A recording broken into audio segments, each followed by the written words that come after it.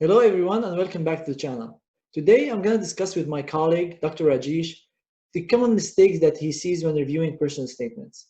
Dr. Rajesh, can you share with us what are the common mistakes that you've encountered from your experience reviewing personal statements for residency applicants? Going through a lot of these, I find a few common themes of errors. And one of the main things that I come across is that a lot of people just try to put their entire CV into their personal statement. And it's important to note that the personal statement complements your CV and is not a replica or a duplicate of your CV. Therefore, it's important to try to be, you don't necessarily need to be completely mutually exclusive, but it's important not to highlight each and everything. So that's the first common mistake. Second, when people review personal statements, they're really attentive to grammar and language. It's important to make sure you have those commas in the right place, the periods in the right place, no capital letters in between statements. When you say residency program or program director in the personal statement, you don't put the P and the D or the residency program R and the P in capitals. You have to put it in small letters. Follow the common tenets of English language while constructing your personal statement. A lot of my friends, and I'm pretty, well, this might be a generalization with regard to applicants in general, I feel, is that they often jump from idea to idea while they're trying to communicate all the important aspects of their residency application into this document. They often list it in a fact basis as opposed to providing a flow with a chronological order.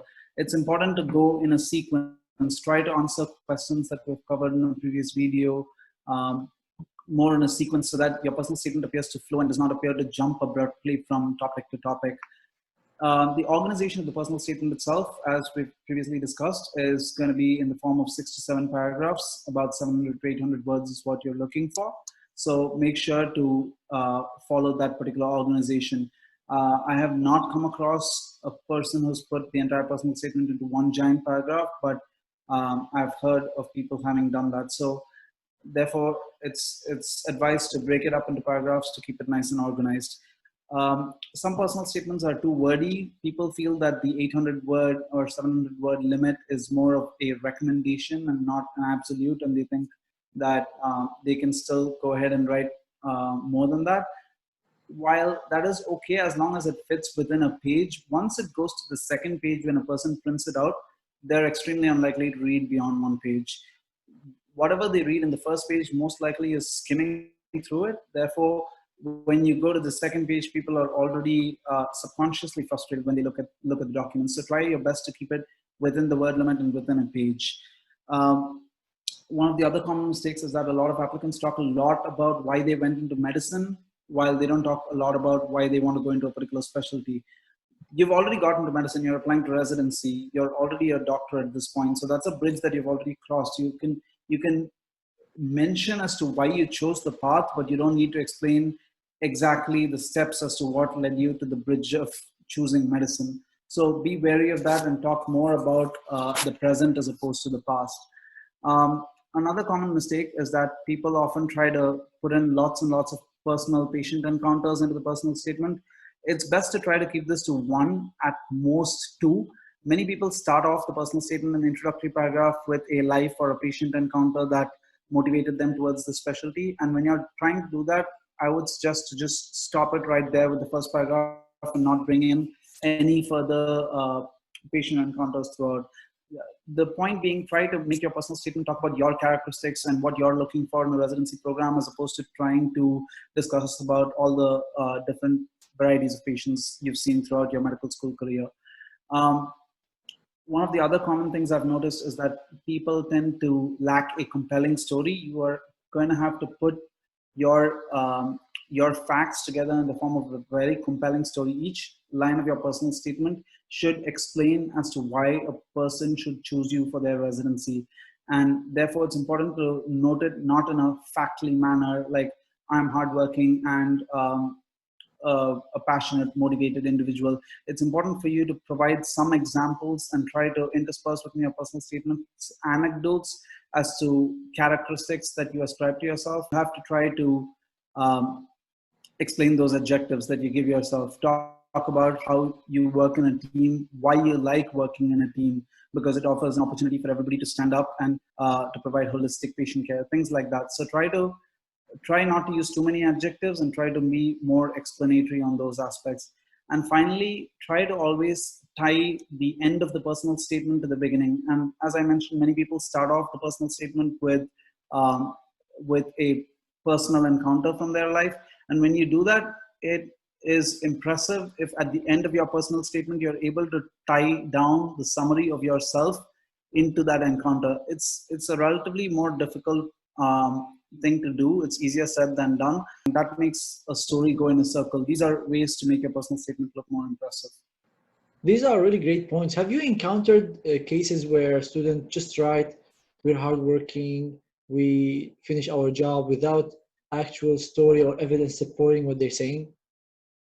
So that does happen. A few adjectives you can pass off, but when you're trying to be very very descriptive about yourself and trying to put out all the good looking words out there onto your personal statement, make it look nice and starry, then it's important that you provide examples. As I talk about, when you talk about teamwork, instead of saying that you're a great team player, you can talk about what you find, what motivates you to work in a team. So try to walk along a parallel line as opposed to just state the fact that you're a team player.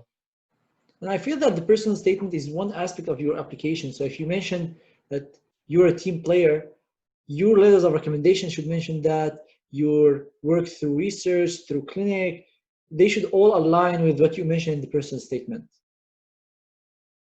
There are other things in your CV, for example, you being part of team sports, team events, leading either committees in your medical school or something like that, that goes on to show that you work in a team. So these are useful anecdotes that you can extrapolate to your personal statement to support whatever you discuss about yourself.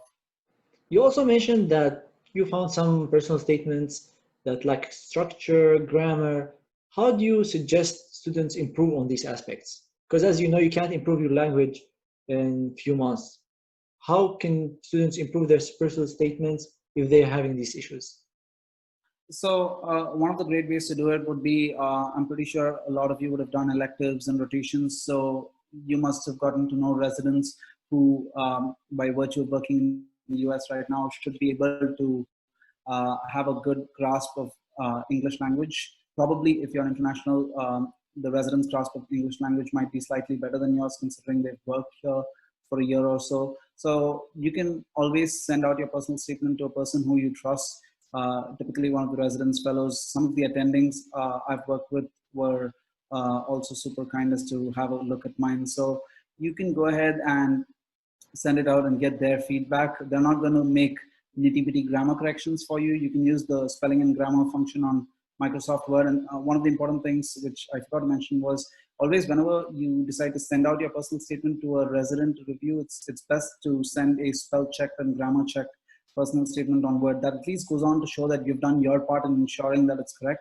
And beyond that, you are limited by only what you know, right? So beyond that, they're going to try and help you in terms of picking out the points where they think that you could either emphasize more, or you could change grammatically, or the sentence sounds too aggressive, stuff like that. So these are great resources to help you.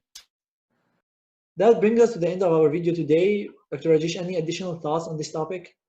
Said is, go ahead, try to write your personal statement well, and try to get people who you trust in terms of residents or fellows you've worked with to have a look and give you some feedback, make edits based on their feedback. It's not an overnight process. It requires time and effort, and it's important to try and put in quite a bit of effort into it, because this is the one document which allows you to directly communicate with the program, because the emails that you send out may or may not be read, but if you send out a personal statement prior to offering you an interview, more likely than not, the panel is going to go ahead and review your personal statement just to make sure they get an understanding of who you are and who they're inviting to their program. Thank you so much, Dr. Rajesh, for joining us today and for the information you provided regarding mistakes to avoid when writing a personal statement. Thank you. If anyone has questions, please leave them in the comment below. Subscribe to my channel, follow me on Instagram and Twitter at Malke Asaad. Thank you everyone for watching, and see you in future videos.